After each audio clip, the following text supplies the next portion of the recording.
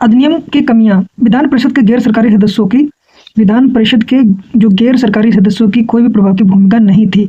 ना तो कोई प्रश्न पूछ सकते थे, ना ही बजट पर बहस कर सकते थे। गवर्नर जनरल केंद्रीय तथा प्रांतीय विधान परिषद द्वारा पारित किसी भी विधेयक पर वीटो का प्रयोग कर सकता था तथा ब्रिटिश संसद किसी भी विधि को अस्वीकार कर सकती थी। ठीक है। जो गवर्नर जनरल था वो मतलब वीटो का प्रयोग कर देता था, चाहे वो केंद्रीय विधान परिषद से पारित हो चाहे प्रांतीय विधान परिषद से, और संसद जो थी वो अस्वीकार कर सकती थी। अब हम लोग पढ़ते हैं भारत परिषद अधिनियम 1892। इस अधिनियम के द्वारा केंद्रीय और प्रांतीय विधान परिषद के में अतिरिक्त गैर सदस्य संख्या की बढ़ाई गई, किंतु बहुमत सरकारी सदस्यों का ही रहता था। ठीक है, इसलिए भारतीयों को थोड़ा थोड़ा चांस मिलने लगा था। इस अधिनियम के द्वारा गैर सरकारी सदस्यों की नियुक्ति के लिए अप्रत्यक्ष निर्वाचन प्रणाली का प्रावधान किया गया तथा विधान परिषद के कार्यों को वृद्धि कर दी गई। अब यही वह समय है जब कांग्रेस की स्थापना हो चुकी थी और वहाँ के लोग सरकार से मिलने जुलने लगे थे। इस सदस्यों में आर्थिक नीति बजट पर बहस करने की अनुमति प्राप्त हो गई थी, लेकिन उन्हें मतदान करने का अधिकार नहीं था। यानी जो पहला अधिनियम था उसमें वो लोग मतदान नहीं कर सकते थे, इसमें मतदान बहस दोनों नहीं कर सकते थे। उस पर क्या है, कुछ महत्वपूर्ण मुद्दों पर बहस करने दिया गया और मतदान का अधिकार नहीं दिया। केंद्रीय विधान परिषद में अतिरिक्त मनोनीत सदस्यों की संख्या न्यूनतम 10 और जो पहले 6 और से 12 थी, अब यह 10 से 16 निश्चित कर दी गई और 10 सदस्यों को गैर सरकारी होना आवश्यक था। इनमें से जो 10 थे उनका गैर सरकारी होना आवश्यक था। ठीक है, चलने जा रहे हैं धीरे धीरे। हम लोग पढ़ लेते हैं। इस अधिनियम की मुख्य विशेषता यह थी निर्वाचन पद्धति का प्रारंभ हुआ। अब जो निर्वाचन पद्धति थी वो यहाँ से प्रारंभ हुआ जाना। प्रांतीय परिषदों के गैर सरकारी सदस्य जिला बोर्ड, विश्वविद्यालय, नगर पालिका, वाणिज्यिक मंडल और प्रत्यक्ष रूप से निर्वाचित किए जाते थे। ठीक है, जैसा आजकल विधानसभा में होता है या विधान परिषद में होता है। अब लोग पढ़ लेते हैं भारत परिषद अधिनियम 1909। इस अधिनियम का दूसरा नाम था मार्ले मिंटो सुधार। मार्ले इंग्लैंड के प्रथम राज्य सचिव थे तथा मिंटो भारत के वायसराय थे। मिंटो ने इस दिन को भारतीय इतिहास की घंटा घटना बताया। इस अधिनियम का मुख्य उद्देश्य भारत परिषद अधिनियम 92 की कमियों को दूर करना, मुस्लिम अल्पसंख्यकों को खुश करना। ठीक है, मुस्लिम लीग की स्थापना हो चुकी थी और मुस्लिम लीग ने कह दिया था ठीक है, बढ़ते उग्रवाद और क्रांतिकारी का राष्ट्रवाद का सामना करना था। कहीं ना कहीं स्वदेशी आंदोलन चल रहा था, मतलब हो चुका था। इस अधिनियम के द्वारा केंद्रीय और प्रांतीय विधान परिषदों का आकार में वृद्धि की गई। अब सदस्य जो संख्या थी 16 से 60 हो गई, जबकि प्रांतियों की संख्या अलग अलग थी। जैसे प्रांतियों की अलग अलग थी। ठीक है, इस अधिनियम के द्वारा केंद्रीय परिषद में सरकारी बहुमत बनाए रखा गया।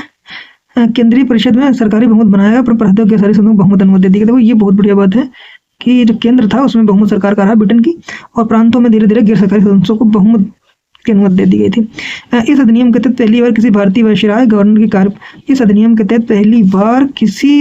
वायसराय गवर्नर की कार्यपालिका परिषद में संगठन बनाने का प्रावधान किया गया, जिसके फलस्वरूप सत्येंद्र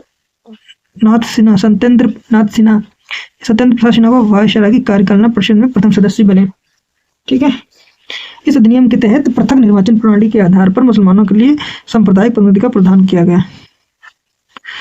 इस प्रणाली के आधार पर presidency corporation, chambers of commerce, विश्वविद्यालय तो जमींदारों के लिए अलग प्रतिनिधित्व का प्रावधान किया गया था। Presidency of commerce, chambers of commerce, corporation, विश्वविद्यालय और जमींदारों के लिए अलग प्रतिनिधि का प्रावधान किया गया था।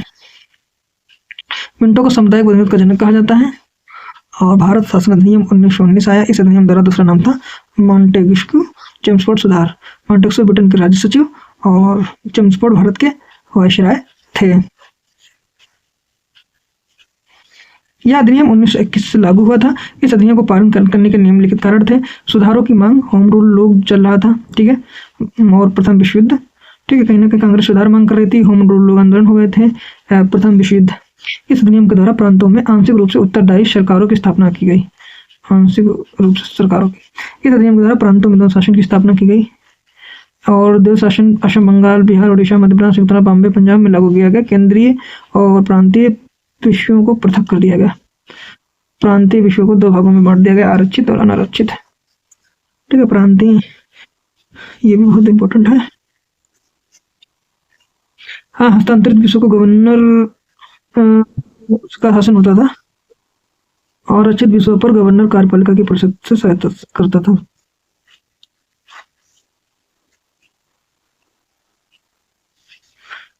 हस्तांतरित विषय है जैसे स्थानीय शासन और शिक्षा, कृषि तथा स्वास्थ्य सेवा। इस अधिनियम में सांप्रदायिक के आधार पर सिखों, ईसाइयों, अलग आंग्ल भारतीय तथा यूरोपियों के लिए पृथक निर्वाचन का सिद्धांत का विस्तार किया गया। इस अधिनियम के तहत 1926 ईस्वी में ली आयोग की सिफारिश से लोकशाही आयोग का गठन किया गया।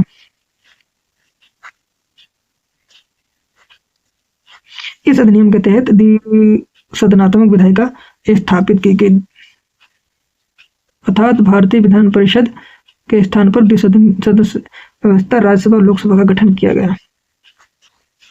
पहले विधान परिषद थी उसको बदल दिया गया राज्यसभा और लोकसभा में।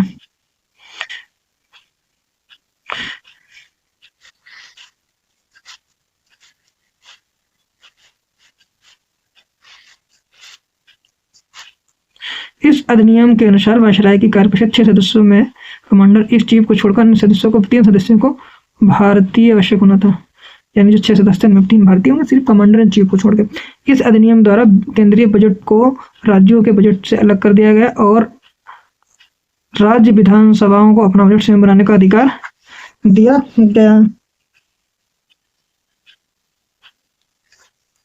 पता है, समझ लो जैसे जो पहले सरकार सभी राज्यों का जो करती थी राज्यों को अलग से। इस अधिनियम के द्वारा वैधानिक आयोग का गठन किया गया। इसका कार्य अधिनियम लागू होने 10 साल की जांच करने की रिपोर्ट देना। इस अधिनियम के द्वारा सीमित संख्या में लोगों को मताधिकार भी प्रदान किए गए थे। भारत शासन अधिनियम 1935। भारत शासन अधिनियम 1935 को मिनी कॉन्स्टिट्यूशन ऑफ छोटा संविधान कहा जाता है। इस अधिनियम में 321 धाराएं थी और 10 अनुसूची थी। इस अधिनियम के द्वारा अखिल भारतीय संघ की स्थापना की गई। राज्यों और रियासतों को इकाई की तरह माना गया। इस अधिनियम में केंद्र और इकाइयों के बीच 3 सूचियां, संघ सूची, राष्ट्रीय संसूची के आधार शक्तियों का विभाजन किया गया।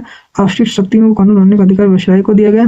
संघ सूची में 100 विषय, राज्य सूची में 61 और संबंधित सूची में 52। इस अधिनियम के द्वारा प्रांतों में द्वैध शासन को समाप्त कर दिया गया। केंद्र में द्वैध शासन प्रणाली प्रारंभ किया गया। सांप्रदायिक प्रतिनिधित्व का विस्तार दलित जातियों, महिलाओं में दोनों के लिए भी किया गया। इस अधिनियम के द्वारा मताधिकार का विस्तार किया गया। लगभग 10% जनसंख्या मतदान का अधिकार है। इस अधिनियम 1935 में भारतीय रिजर्व बैंक की स्थापना की गई। इस अधिनियम के तहत 1937 में संघीय न्यायालय की स्थापना की गई और इसके पहले मुख्य न्यायाधीश मॉरिस गायर वर्मा को भारत से अलग कर दिया गया। इस अधिनियम के द्वारा भारत शासन अधिनियम 1858 द्वारा स्थापित इंग्लैंड में भारत परिषद को समाप्त कर दिया गया। ठीक है। इस अधिनियम द्वारा 11 राज्यों में से 6 राज्यों में द्विसदनात्मक व्यवस्था प्रारंभ हुई, जिसमें बंगाल, मुंबई, मद्रास, बिहार, संयुक्त प्रांत और असम थे। इस अधिनियम के द्वारा संघ लोक सेवा आयोग की स्थापना की गई। इस प्रांतीय लोक सेवा आयोग एवं दो से अधिक राज्यों के लिए एक संयुक्त लोक सेवा आयोग की स्थापना किया गया। 1965 अधिनियम द्वारा पंडित जवाहरलाल नेहरू ने कहा था यह अनेकों ब्रेक वाली इंजन रहित गाड़ी है।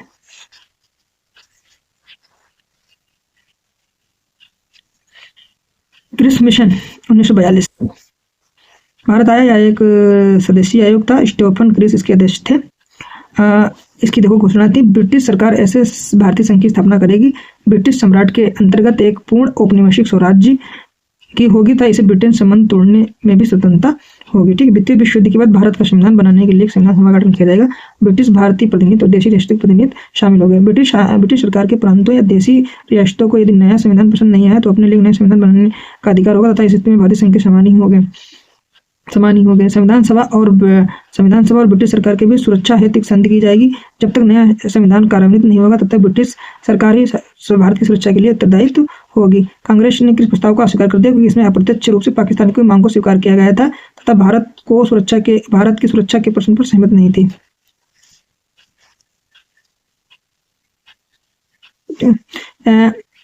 क्रिप्स मिशन में पाकिस्तान का स्पष्ट प्रावधान न होने के कारण मुस्लिम लीग ने इसका अस्वीकार कर दिया था।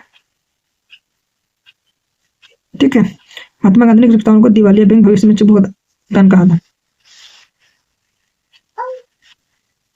बेबल योजना 1945 भारत ने तत्कालीन 14 जून को बेबल योजना घोषणा की। बेबल योजना के अनुसार द्वितीय विश्व युद्ध के बाद भारतीय द्वारा संविधान बनाए जाने तक के लिए एक अंतरिम व्यवस्था करना, यानी कि द्वितीय युद्ध के स्टार जब तक भारत संविधान नहीं बना लेते हैं तब तक एक अंतरिम सरकार रहेगी। वायसराय की कार्यकारी परिषद का पुनर्गठन किया जाएगा, जिसमें वायसराय और सैन्य प्रमुख को छोड़कर शेष सभी सदस्य भारतीय होंगे। परिषद में सवर्ण हिंदुओं मुसलमानों को बराबर प्रतिनिधित्व मिलेगा, यानी सेना वायसराय रहेंगे इंग्लैंड के, बाकी सब भारतीय रहेंगे।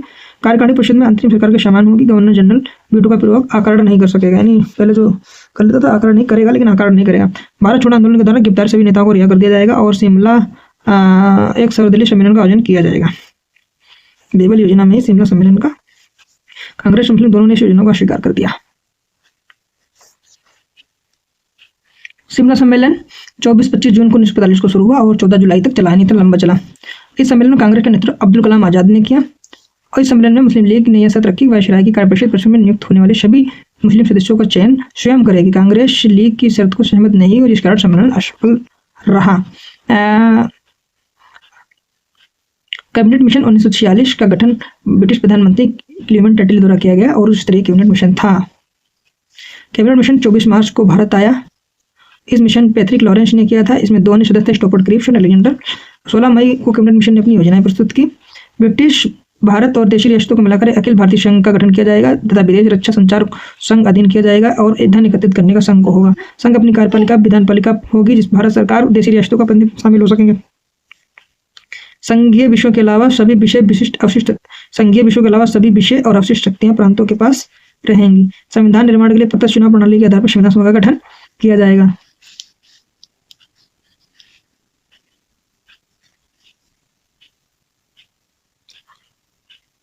संविधान सभा में कुल 389 सदस्य होंगे। 292 जो होंगे ब्रिटिश प्रांत के, जिनमें से सदस्य ब्रिटिश प्रांतों के, देशी रियासतों के 93 और 4 सदस्य चीफ कमिश्नरी क्षेत्र से प्रतिनिधित्व होंगे। 4 कमिश्नर क्षेत्र से जो दिल्ली, अजमेर, मारवाड़, कुर्ग और ब्रिटिश बलूचिस्तान।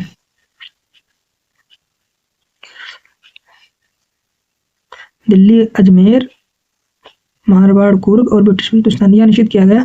10 लाख जनसंख्या पर प्रतिनिधित्व एक सदस्य चुना जाएगा। प्रांतों में संविधान सभा में प्रतिनिधित्व जनसंख्या के आधार पर दिया जाएगा। एक अंतरिम सरकार की स्थापना से भारत के सभी प्रमुख राजनीतिक दलों का समर्थन प्राप्त होगा। माउंट बैटन 1947 3 जून 1947 को माउंट बैटन योजना प्रस्तुत की गई। यह योजना भारत के माउंट बैटन द्वारा लाई गई थी। भारत पाकिस्तान 2 अलग राष्ट्रों का निर्माण हुआ। भारतीय स्वतंत्रता दिवस 1947 4 जुलाई 18 जुलाई को पारित हो गया। 4 जुलाई को पेश किया गया और 18 जुलाई को इस अधिनियम का प्रावधान जो था 15 अगस्त को भारत को संप्रभु राष्ट्र घोषित कर दिया जाएगा। इस अधिनियम भारत का विभाजन 2 डोमिनियन संप्रभु राष्ट्र पाकिस्तान ब्रिटिश राष्ट्रमंडल के अलग होने की क्षमता थी। इस अधिनियम वायसराय का पद समाप्त कर दिया गया। उसके स्थान पर डोमिनियन राज्यों के गवर्नर जनरल का सृजन किया गया। इन दोनों देशों के अलग अलग संविधान बनाने की शक्ति दी गई। वर्तमान संविधान के लिए नए संविधान लागू होने तक विधानमंडल जो होंगे वो 1935 के तहत कार्य करेंगे।